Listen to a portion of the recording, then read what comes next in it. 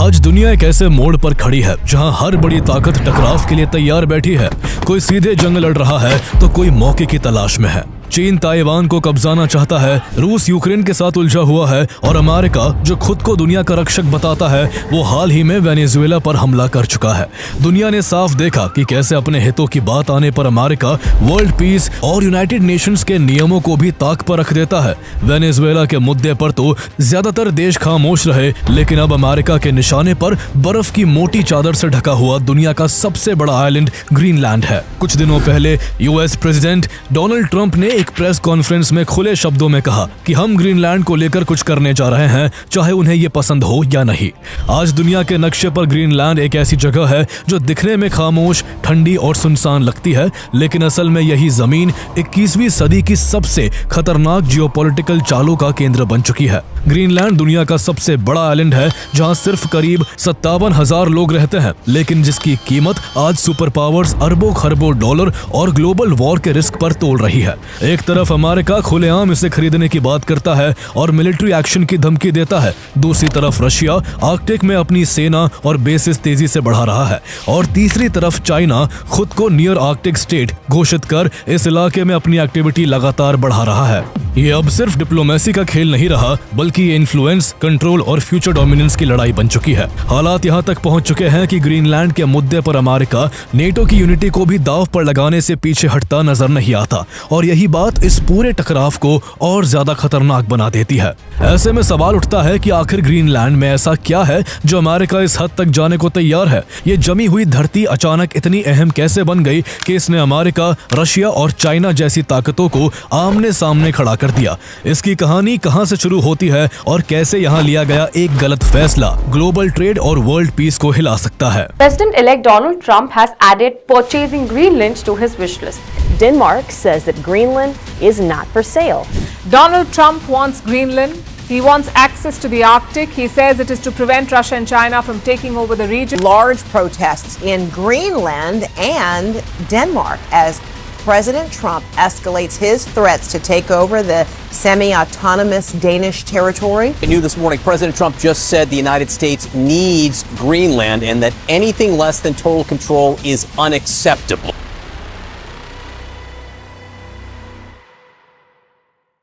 दुनिया के नक्शे पर देखने में ग्रीनलैंड एक ठंडा, खामोश और दूर दराज वाला इलाका लगता है, लेकिन इसकी ज्योग्राफी की वजह से ये अर्थ के सबसे अहम जियोपॉलिटिकल लोकेशंस में से एक है। ग्रीनलैंड आर्कटिक सर्कल के अंदर लोकेटेड है और North Atlantic and Arctic Ocean के बीचों बीच फैला हुआ है। इसके ईस्ट में अटलांटिक ओशन, वेस्ट में Canada and Baffin Bay, north में आर्कटिक ओशन और साउथ में खुला नॉर्थ अटलांटिक पड़ता है। ग्रीनलैंड नॉर्थ अमेरिका और यूरोप के बीच एक नेचुरल ब्रिज की तरह भी नजर आता है। इसका कुल एरिया लगभग 2.16 मिलियन स्क्वायर किलोमीटर्स है, जिसकी वजह से ये दुनिया का सबसे बड़ा आइलैंड है।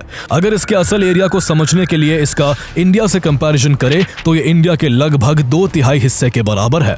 हालांकि 2.16 मिलियन स्क्वायर किलोमीटर्स एरिया होने के बावजूद ग्रीनलैंड की टोटल पॉपुलेशन सिर्फ 57,000 के आसपास ही है। इसके पीछे वजह यह है कि ग्रीनलैंड का लगभग 80% हिस्सा बर्फ की मोटी परत से ढका हुआ है। यह बर्फ हजारों साल पुरानी है और कई जगहों पर इसकी गहराई 3 किलोमीटर तक है। इंसानों के रहने लायक जमीन ज्यादातर कोस्टल एरियाज तक सीमित है और ग्रीनलैंड के ज्यादातर लोग वेस्ट कोस्ट पर रहते हैं, क्योंकि वहां क्लाइमेट थोड़ा कम हार्श है और समुद्र से जुड़ा ट्रेड और फिशिंग पॉसिबल है। इसकी ज्योग्राफी की वजह से यहाँ इतनी भयंकर ठंड पड़ती है कि इसे दुनिया की सबसे ठंडी जगहों में गिना जाता है। यहाँ सर्दियों के दौरान कोस्टल एरियाज में टेम्परेचर -20 से -30 डिग्री सेल्सियस तक रहता है और ग्रीनलैंड के अंदरूनी हिस्सों में तो टेम्परेचर -60 डिग्री सेल्सियस तक गिर जाता है। ग्रीनलैंड के नॉर्दर्न पार्ट्स में सर्दियों के दौरान सूरज हफ्तों या महीनों तक नहीं निकलता। ग्रीनलैंड की ज्योग्राफी और डेमोग्राफी को जानने के बाद ये समझने से पहले कि आखिर आज ये आइलैंड ग्लोबल पावर्स की रणनीतियों के केंद्र में क्यों खड़ा है, हमें पहले ग्रीनलैंड के इतिहास को समझना होगा, जहां से इस कहानी की शुरुआत हुई। आज से करीब 4,500 साल पहले लगभग 2500 BCE में ग्रीनलैंड की धरती पर इंसानों ने पहली बार कदम रखा था। ये मेनली साका कल्चर और इंडिपेंडेंस कल्चर के लोग थे जो आर्कटिक कनाडा से बर्फ और समुद्री रास्तों के जरिए ग्रीनलैंड पहुंचे थे। ये लोग शिकारी थे जो मछली पकड़ने और समुद्री जानवरों पर निर्भर रहते थे। पत्थर के औजार, हड्डियों से बने हथियार और ठंड से बचने के लिए एनिमल स्किन्स का इस्तेमाल इनके जीवन का हिस्सा था। इसके बाद यहाँ डोरिस्ट कल्चर और थ्यूल कल्चर समेत कई सभ्यताओं के लोग आए जो काफी लंबे समय तक शांति से यहाँ रहते रहे। इस बीच 10th सेंचुरी में कुछ स्कैंडिनेवियन नॉर्स लोग भी ग्रीनलैंड पहुंचे, जिनमें एरिक द रेड नाम का एक भगोड़ा भी शामिल था। हत्या के एक मामले में उसे आइसलैंड से 3 साल के लिए एग्जाइल पर भेज दिया गया था, जिसके बाद वो अपने परिवार और कुछ साथियों के साथ यहाँ आ पहुंचा था। इन सालों में उसने ग्रीनलैंड के कोस्टल इलाकों को एक्सप्लोर किया और वही एक सेटलमेंट बसाया। एरिक चाहता था कि ज्यादा लोग यहाँ आए, इसलिए उसने इस बर्फ से जमी हुई जमीन को ग्रीनलैंड नाम दिया ताकि ये सुनकर लोगों को लगे कि यहाँ हरियाली होगी।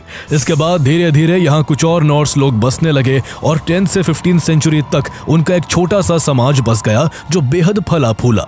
यहाँ की जमीन पर वो लोग फार्मिंग, हंटिंग और ट्रेडिंग किया करते थे। लेकिन 15th सेंचुरी की शुरुआत में नॉर्स लोगों के निशान ग्रीनलैंड की हिस्ट्री से अचानक गायब हो गए। वो क्यों खत्म हुए या इलाका छोड़कर कैसे गए, इसका कोई एक पक्का जवाब नहीं है। माना जाता है कि इसका सबसे बड़ा कारण लिटिल आइस एज रहा होगा, जब 14 से 15 सेंचुरी में टेम्परेचर तेजी से गिरा था। इससे खेती और पशुपालन मुश्किल हो गया, समुद्र जमने लगे और यूरोप से होने वाला ट्रेड लगभग बंद हो गया।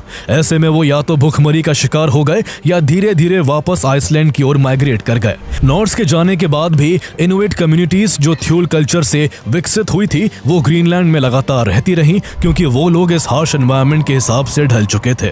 इसके बाद ग्रीनलैंड लंबे समय तक बाहरी दुनिया से कटा रहा, जब तक कि करीब 300 साल बाद 18th सेंचुरी में यूरोप ने दोबारा ग्रीनलैंड की तरफ रुख नहीं किया। ईयर 1721 में एक नॉर्वेजियन मिशनरी हैंस एगेडे ग्रीनलैंड पहुंचा और इसको नॉर्वेजियन डेनिश किंगडम से जोड़ने की कोशिश की। उस समय नॉर्वे और डेनमार्क एक यूनाइटेड किंगडम थे और उन्हें लगता था कि ग्रीनलैंड के लोग यूरोपियन रिफॉर्मेशन और क्रिश्चियनिटी से अछूते रह गए हैं। इसी सोच के साथ मिशनरीज ने ग्रीनलैंड में क्रिश्चियनिटी फैलाने की शुरुआत की और यहीं से ग्रीनलैंड का कॉलोनियल पीरियड शुरू हुआ और डेनिश नॉर्वेजियन क्राउन ने पूरे ग्रीनलैंड पर कंट्रोल हासिल कर लिया।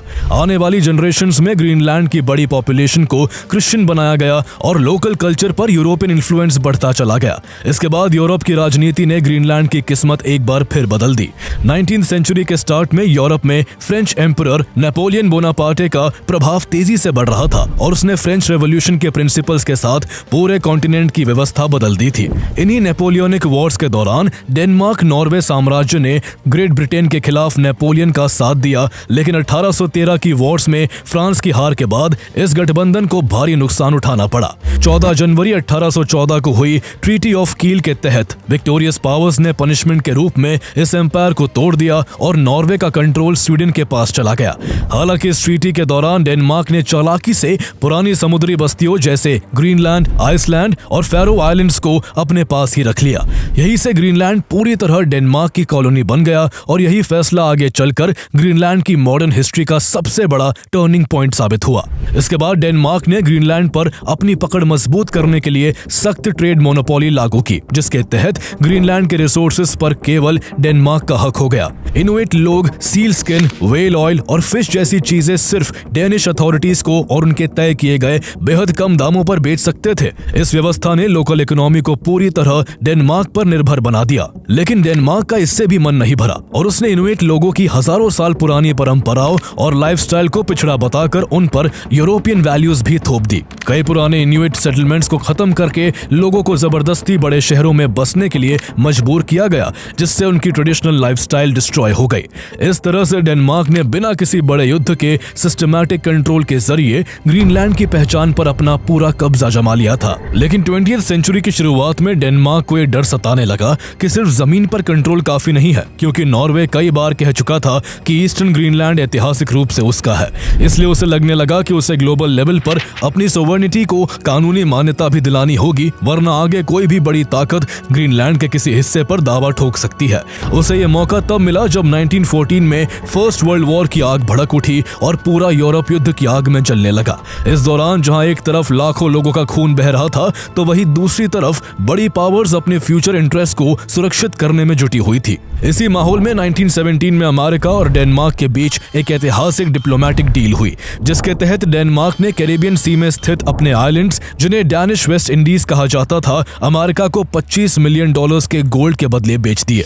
आज यही इलाके यूएस वर्जिन आइलैंड्स के नाम से जाने जाते हैं। इसके बदले में अमेरिका ने ऑफिशियली ये मान्यता भी दी कि पूरे ग्रीनलैंड पर सिर्फ डेनमार्क के एक्सक्लूसिव राइट्स है। इस डील ने इंटरनेशनल पॉलिटिक्स में ग्रीनलैंड पर डेनमार्क के दावे को लीगली स्टेबल कर दिया। लेकिन ग्रीनलैंड की कहानी में सबसे बड़ा मोड़ सेकेंड वर्ल्ड वॉर के दौरान आया, जब 1940 में नाजी जर्मनी ने डेनमार्क पर कब्जा कर लिया और ग्रीनलैंड प्रैक्टिकली एक लावारिस क्षेत्र की तरह हो गया। अमेरिका के लिए ये एक सीरियस सिक्योरिटी कंसर्न था, क्योंकि वो नहीं चाहता था कि जर्मनी ग्रीनलैंड को कब्जा कर यूएस के लिए खतरा पैदा करे। इस क्राइसिस के समय वॉशिंगटन में तैनात डेनमार्क के डिप्लोमेट हेनरिक कॉफमैन ने एक बड़ा कदम उठाया और उन्होंने अप्रैल 1941 में अपनी गवर्नमेंट से बिना परमिशन लिए ग्रीनलैंड को जर्मनी से प्रोटेक्ट करने के लिए वहां अमेरिका को अपने मिलिट्री बेसिस बनाने की परमिशन दे दी।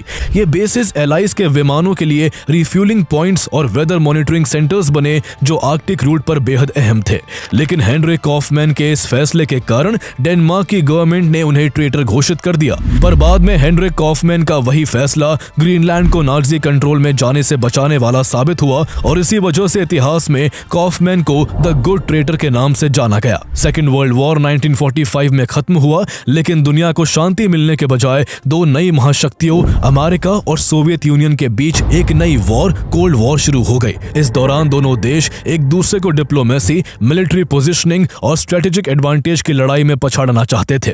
ज्योग्राफी के नजरिए से देखें तो अमेरिका और सोवियत यूनियन के बीच सबसे छोटा रास्ता आर्कटिक और नॉर्थ पोल के ऊपर से होकर गुजरता था। इसी वजह से कोल्ड वॉर के दौर में माना जाता था कि अगर कभी अमेरिका और सोवियत के बीच युद्ध हुआ तो इस सिचुएशन में सोवियत मिसाइल्स इसी आर्कटिक रूट से अमेरिका तक पहुंचेंगे। यही वजह थी कि यूएस को डर था कि अगर सोवियत यूनियन ने ग्रीनलैंड में जरा भी इन्फ्लुएंस बना लिया तो अमेरिका का पूरा नॉर्दर्न पार्ट अनसेफ हो जाएगा। इसके अलावा ग्रीनलैंड की ज्योग्राफी इसे रणनीतिक रूप से भी दुनिया की सबसे कीमती जगहों में से एक बनाती है। ग्रीनलैंड के एक तरफ आइसलैंड है और उसके आगे यूनाइटेड किंगडम है, और इन तीनों के बीच नैरो सी कॉरिडोर मौजूद है, जिसे GIUK गैप यानी Greenland Iceland United Kingdom gap कहा जाता है। स्ट्रेटेजिकली ये एक चोक पॉइंट है, यानी अगर सोवियत यूनियन की सबमरीन्स या वॉरशिप्स को आर्कटिक से निकलकर नॉर्थ अटलांटिक ओशन में घुसना होगा तो उन्हें इसी नैरो पैसेज से गुजरना पड़ेगा। कोल्ड वॉर के दौरान ये गैप सोनार नेटवर्क्स, नेवल पेट्रोल्स और सर्विलियंस के लिए बेहद अहम था। जो भी शक्ति इस गैप को कंट्रोल करती वो नॉर्थ अटलांटिक की मैरीटाइम सिक्योरिटी और अमेरिका यूरोप सप्लाई रूट्स पर सीधा दबदबा बना सकती थी। इसी वजह से ग्रीनलैंड की स्ट्रेटेजिक वैल्यू अमेरिका के लिए और भी बढ़ गई। इसकी अहमियत का अंदाजा इसी बात से लगाया जा सकता है कि 1946 में प्रेसिडेंट हैरी ट्रूमैन ने डेनमार्क के आगे ग्रीनलैंड को $100 मिलियन के गोल्ड के बदले खरीदने का प्रस्ताव रखा, लेकिन डेनमार्क ने ग्रीनलैंड बेचने से साफ इनकार कर दिया। हालांकि उसने अमेरिका को यह परमिशन जरूर दी कि अमेरिका चाहे तो अपनी मिलिट्री प्रेजेंस को ग्रीनलैंड में पहले से ज्यादा बढ़ा सकता है। लेकिन यह कोई पहली बार नहीं था जब अमेरिका ने ग्रीनलैंड को खरीदने की कोशिश की थी। इससे करीब 80 साल पहले 1867 में अमेरिका के secretary of state William H. Seaward ने भी ग्रीनलैंड और आइसलैंड को खरीदने का प्रस्ताव रखा था। सीवर्ड वही व्यक्ति थे जिन्होंने उसी साल रशिया से $7.2 मिलियन में अलास्का खरीदकर सबको चौंका दिया था। उनका मानना था कि नॉर्थ अमेरिका के नॉर्दर्न एंड पर अमेरिका का पूरा कंट्रोल होना चाहिए और ग्रीनलैंड की बर्फ के नीचे छिपे नेचुरल रिसोर्सेज भविष्य में स्ट्रेटेजिक और इकोनॉमिक लिहाज से बेहद अहम साबित होंगे। लेकिन उस समय सीवर्ड की इस बात को गंभीरता से नहीं लिया गया, यहाँ तक कि अमेरिका के लोग उनकी अलास्का डील को सीवर्ड्स फॉली यानी उनकी मूर्खता मानते थे, क्योंकि उन्हें लगता था कि अमेरिका ने बिल्कुल यूजलेस जमीन खरीद ली है। लेकिन 1946 आते आते कोल्ड वॉर के खतरों ने यह साबित कर दिया था कि सीवर्ड का विजन कितना दूरदर्शी था। हालांकि 1946 में भी यूएस प्रेसिडेंट हैरी ट्रूमैन की पहल के बावजूद ग्रीनलैंड अमेरिका को नहीं मिला, लेकिन डेनमार्क की परमिशन के बाद यूएस ने 1950s में वहां एक बड़ा मिलिट्री बेस बनाया जिसे थूले एयर बेस कहा जाता था। आज इसे पिटुफिक स्पेस बेस के नाम से जाना जाता है। इस बेस के जरिए अमेरिका ने ग्रीनलैंड में early warning radar systems install किए, जिनका काम सोवियत यूनियन से आने वाली किसी भी इंटरकॉन्टिनेंटल बॉलिस्टिक मिसाइल्स को समय रहते डिटेक्ट करने का था। अगर यूएस पर सोवियत का कोई अटैक होता तो ग्रीनलैंड से ही अमेरिका को अर्ली वार्निंग मिल जाती, जिससे वो काउंटर मेजर्स लेने के लिए तैयार हो सकता था। यही से ग्रीनलैंड कोल्ड वॉर में सिर्फ एक आइलैंड नहीं बल्कि अमेरिका की फर्स्ट लाइन ऑफ डिफेंस बन गया। इसी दौरान ग्रीनलैंड की कानूनी स्थिति में भी बड़े बदलाव हो रहे थे। 1953 में ग्रीनलैंड को ऑफिशियली किंगडम ऑफ डेनमार्क का हिस्सा बना दिया गया और वहां के लोगों को डेनिश सिटीजनशिप मिल गई। लेकिन सिटीजनशिप मिलने के बावजूद ग्रीनलैंड के लोगों के मन में अपनी अलग पहचान और पूरी तरह आजाद होने की इच्छा बनी रही, जिसने आगे चलकर इंडिपेंडेंस की मांग को और भी मजबूत कर दिया। इसी के चलते 1979 में ग्रीनलैंड में होम रूल इंट्रोड्यूस हुआ, जिसके तहत ग्रीनलैंड के लोगों को यह हक दिया गया कि वो अपने इंटरनल अफेयर्स को खुद संभाल सकते हैं। इस दौरान ग्रीनलैंड को अपनी पार्लियामेंट और अपनी इलेक्टेड गवर्नमेंट बनाने का अधिकार भी मिला और एजुकेशन, हेल्थ, फिशरीज और सोशल वेलफेयर जैसे फैसले अब वही लिए जाने लगे। हालांकि इस स्टेज पर भी ग्रीनलैंड पूरी तरह इंडिपेंडेंट नहीं था और उसके डिफेंस और फॉरेन पॉलिसी जैसे बड़े मुद्दे डेनमार्क ही संभालता रहा। पूरे कोल्ड वॉर के दौरान ग्रीनलैंड की स्ट्रेटेजिक इंपॉर्टेंस बहुत ज्यादा बनी रही, लेकिन फिर 1991 में जब कोल्ड वॉर खत्म हुआ और सोवियत यूनियन कोलैप्स हो गया तो सोवियत की मजबूती भी चली गई और अमेरिका को भी सोवियत की तरफ से कोई खतरा नहीं रहा और उसका फोकस ग्रीनलैंड से हटकर अन्य रीजन्स पर शिफ्ट हो गया। इस तरह कुछ समय के लिए ग्रीनलैंड ग्लोबल स्पॉटलाइट से बाहर चला गया, लेकिन ये शांति ज्यादा देर तक नहीं टिक सकी। जैसे जैसे 21वीं सदी की शुरुआत हुई, क्लाइमेट चेंज की वजह से पिघलती बर्फ के नीचे दबे रिसोर्सेज की चमक और नई ग्लोबल पावर्स की एम्बिशंस ने दुनिया का ध्यान फिर से आर्कटिक की तरफ मोड़ दिया। 2000 और 2010 के दशकों में रशिया ने आर्कटिक रीजन में अपनी मिलिट्री एक्टिविटीज दोबारा तेज कर दी। हालांकि रशिया के लिए आर्कटिक सिर्फ एक बर्फीला इलाका नहीं है, बल्कि उसकी स्ट्रेटेजिक आइडेंटिटी का हिस्सा है। रशिया की साइबेरियन कोस्टलाइन हजारों किलोमीटर तक आर्कटिक ओशन के साथ फैली हुई है और रूस की करीब 20% लैंड मास आर्कटिक सर्किल के भीतर आती है। इसके अलावा रशिया की इकोनॉमी का एक बड़ा हिस्सा आर्कटिक से मिलने वाले ऑयल और गैस पर निर्भर है। इसी वजह से रशिया ने अपने कई पुराने सोवियत एरा मिलिट्री बेसिस को दोबारा एक्टिव किया और दुनिया का सबसे बड़ा nuclear powered ice breaker fleet तैयार किया, ताकि मोटी से मोटी बर्फ को काटकर आर्कटिक में अपनी पहुंच बनाए रख सके। इस तरह एक तरफ जहां रशिया आर्कटिक में अपना प्रभाव बढ़ा रहा था, वहीं दूसरी तरफ 2009 में ग्रीनलैंड को सेल्फ रूल का अधिकार मिल गया, जिसकी ग्रीनलैंड के लोग लंबे वक्त से मांग कर रहे थे। सेल्फ रूल एक्ट ने ग्रीनलैंड को फुल इंडिपेंडेंस के बहुत करीब पहुंचा दिया। इस कानून के तहत ग्रीनलैंड को पुलिस, जस्टिस सिस्टम और सबसे इंपॉर्टेंट अपने नेचुरल रिसोर्सेज जैसे ऑयल, गैस और रेयर अर्थ मिनरल्स पर मालिकाना हक मिल गया। सबसे बड़ा बदलाव यह था कि सेल्फ रूल एक्ट ने ग्रीनलैंड को यह कॉन्स्टिट्यूशनल राइट दे दिया कि वो भविष्य में डेनमार्क से अलग होकर एक इंडिपेंडेंट कंट्री बन सकता है। हालांकि टेक्निकली ग्रीनलैंड अभी भी किंगडम ऑफ डेनमार्क का ही हिस्सा है, इसलिए उसकी फॉरेन पॉलिसी, डिफेंस और नेशनल सिक्योरिटी से जुड़े बड़े फैसले आज भी डेनमार्क संभालता है। लेकिन ग्रीनलैंड की यही ऑटोनॉमी और उसके नीचे छिपे बेशकीमती रिसोर्सेज ग्रीनलैंड को महाशक्तियों के बीच एक खतरनाक टग ऑफ वॉर में खींच लाए। जब से रशिया ने आर्कटिक सर्किल में ग्रीनलैंड के आसपास अपनी प्रेजेंस बढ़ाई, तब से यूएस को टेंशन होने लगी थी। यूएस की टेंशन को चाइना ने और भी बढ़ा दिया। चीन ने खुद को एक नियर आर्कटिक स्टेट घोषित कर दिया, जो दुनिया को यह सीधा इशारा था कि भले ही उसकी सीमाएं आर्कटिक से ना मिलती हो, लेकिन वो इस क्षेत्र के भविष्य, शिपिंग रूट्स और रिसोर्सेज में अपनी हिस्सेदारी चाहता है। चीन की रणनीति सिर्फ बयानों तक सीमित नहीं रही, बल्कि वो पोलर सिल्क रोड का कॉन्सेप्ट लेकर आया, जिसके तहत चीन आर्कटिक सी रूट्स के जरिए एशिया और यूरोप के बीच शिपिंग को तेज और सस्ता बनाना चाहता है। अपनी इसी पोलर सिल्क रोड पॉलिसी के तहत चीन ने 2010 के दशक में ग्रीनलैंड में भी एंट्री कर ली और वहां के माइनिंग सेक्टर, खासकर रेयर अर्थ मिनरल्स और आयरन ओर प्रोजेक्ट्स में इन्वेस्ट करना शुरू कर दिया। ग्रीनलैंड की इकोनॉमी उस समय लार्जली फिशिंग पर डिपेंडेंट थी, इसलिए चीन ने ग्रीनलैंड की सरकार को इन्वेस्टमेंट और इंफ्रास्ट्रक्चर डेवलपमेंट का सपना दिखाकर आकर्षित किया। इसका अंदाजा इसी बात से लगाया जा सकता है कि 2012 से 2017 के बीच ग्रीनलैंड में चीन का फॉरेन डायरेक्ट इन्वेस्टमेंट वहां की कुल जीडीपी के 11% से भी ज्यादा हो गया, जो किसी भी देश के लिए एक बहुत बड़ा इकोनॉमिक होल्ड है। लेकिन चाइना की एम्बिशंस यही नहीं रुकी। 2018 में उसने ग्रीनलैंड में 3 बड़े इंटरनेशनल एयरपोर्ट्स बनाने के लिए भारी फंडिंग का ऑफर दिया, लेकिन अमेरिका ने इसे अपनी सुरक्षा के लिए एक बड़ा खतरा माना और इस ऑफर को रिजेक्ट करवा दिया। आर्कटिक और खासकर ग्रीनलैंड में चीन के इस बढ़ते इन्फ्लुएंस ने अमेरिका को गहरी चिंता में डाल दिया। इसने अमेरिका को यह सोचने पर मजबूर कर दिया कि अगर समय रहते कदम नहीं उठाए गए तो आर्थिक रूप से चीन का डेट ट्रैप ग्रीनलैंड को पूरी तरह बीजिंग पर निर्भर बना देगा। यही से ग्रीनलैंड 21वीं सदी की जियोपॉलिटिक्स का सेंटर बन गया और अमेरिका का रुख ग्रीनलैंड की तरफ काफी सख्त हो गया। 2017 में जब डोनाल्ड ट्रंप यूएस प्रेसिडेंट बने तो उन्होंने ग्रीनलैंड को लेकर वो बात कही जो दशकों से बंद कमरों में सोची जाती रही थी। 2019 में व्हाइट हाउस में जर्नलिस्ट से बातचीत के दौरान ट्रंप ने खुले तौर पर ग्रीनलैंड को खरीदने की बात छेड़ दी। उन्होंने इसे एक रियल एस्टेट डील की तरह समझाया और कहा कि डेनमार्क को ग्रीनलैंड को संभालने में भारी आर्थिक नुकसान उठाना पड़ रहा है, इसलिए यूएस इसे खरीदकर डेनमार्क का बोझ कम कर सकता है और साथ ही अपनी नेशनल सिक्योरिटी को भी मजबूत कर सकता है। ट्रंप के इस बयान ने हड़कंप मचा दिया। जैसे ही ये खबर ग्रीनलैंड और डेनमार्क पहुंची, वहां से सख्त रिस्पॉन्स आया। डेनमार्क की तत्कालीन प्राइम मिनिस्टर मेटे फ्रेडरिक्सन ने साफ शब्दों में कहा कि ग्रीनलैंड बिकाऊ नहीं है। ट्रंप इस जवाब से इतने नाराज हुए कि उन्होंने अपना शेड्यूल्ड डेनमार्क स्टेट विजिट ही कैंसिल कर दिया। उनका कहना था कि अगर डेनमार्क इस मुद्दे पर बात करने को तैयार ही नहीं है तो दौरे का कोई मतलब नहीं है। उस वक्त बहुत से लोगों ने ट्रंप के ग्रीनलैंड वाले बयान को मजाक, सनक या एक इंपल्सिव रिमार्क मानकर नजरअंदाज कर दिया था, लेकिन असल में वो बयान एक गहरी जियोपॉलिटिकल रियलिटी की तरफ इशारा कर रहा था। यही वजह है कि जब ट्रंप 2025 में दोबारा सत्ता में लौटे तो ग्रीनलैंड फिर से उनकी स्ट्रेटेजिक सोच के केंद्र में आ गया। फर्क बस इतना था कि इस बार बात सिर्फ बयानबाजी तक सीमित नहीं रही। ट्रंप ने इस मुद्दे को कहीं ज्यादा सख्त लहजे, वेदर दे लाइक इट और नॉट वाले अंदाज में आगे बढ़ाया। ट्रंप ने एक बार फिर ग्रीनलैंड को खरीदने की पेशकश रखी, लेकिन इस बार भी डेनमार्क और ग्रीनलैंड ने इस प्रस्ताव को ठुकरा दिया। इसके बावजूद ट्रंप पीछे नहीं हटे और उन्होंने ग्रीनलैंड को पाने की जिद नहीं छोड़ी। ग्रीनलैंड अब उनके लिए एक ऑब्सेशन बन चुका है जिसके लिए वो किसी भी हद तक जाने को तैयार है।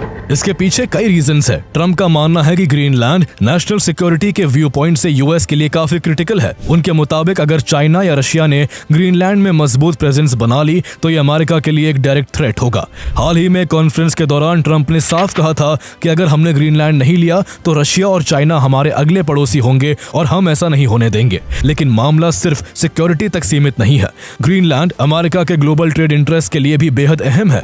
क्लाइमेट चेंज की वजह से आर्कटिक में बर्फ तेजी से पिघल रही है, जिससे आर्कटिक ओशन रूट्स अब साल के ज्यादा हिस्से में अनस्टेबल होते जा रहे हैं। इससे ग्लोबल ट्रेड की दिशा बदल रही है। यहाँ GI UK गैप सबसे अहम चोक पॉइंट है। अगर ये रूट यूएस के प्रभाव में रहता है तो पूरे नॉर्थ अटलांटिक ट्रेड पर अमेरिका की पकड़ बनी रहेगी। लेकिन अगर यहाँ रशिया या चाइना का डोमिनेंस बढ़ता है तो यूएस के लिए ये गंभीर चिंता होगी कि इतना बड़ा ट्रेड कॉरिडोर उसके दरवाजे के पास से गुजर रहा है, लेकिन कंट्रोल उसके राइवल्स के हाथ में है। इसके अलावा ट्रंप ग्रीनलैंड को इसलिए भी पाना चाहते हैं क्योंकि यहाँ नेचुरल रिसोर्सेज का खजाना है। यहाँ जमीन के नीचे रेयर अर्थ मिनरल्स जैसे यूरेनियम, नियोडाइमियम और डिस्प्रोजियम के बड़े भंडार मौजूद है। ये मिनरल्स स्मार्टफोन्स, लैपटॉप्स, GPUs और हाईटेक डिफेंस सिस्टम्स के लिए बेहद जरूरी है। आज AI रेस और सेमीकंडक्टर वॉर अपने चरम पर है और दुनिया की करीब 85 to 90% rare earth supply chain पर चाइना का दबदबा है। यूएस की टेक्नोलॉजी भले ही दुनिया में सबसे आगे हो, लेकिन उसकी सबसे बड़ी कमजोरी उसकी चाइना डिपेंडेंट सप्लाई चेन है। अगर ग्रीनलैंड के रेयर अर्थ रिसोर्सेज भी चाइनीज इन्फ्लुएंस में चले गए तो चीन जब चाहे तब ग्लोबल रेयर अर्थ सप्लाई को रोक सकता है। यही वजह है कि अमेरिका किसी भी कीमत पर ग्रीनलैंड के इन रिसोर्सेज पर अपना प्रभाव चाहता है।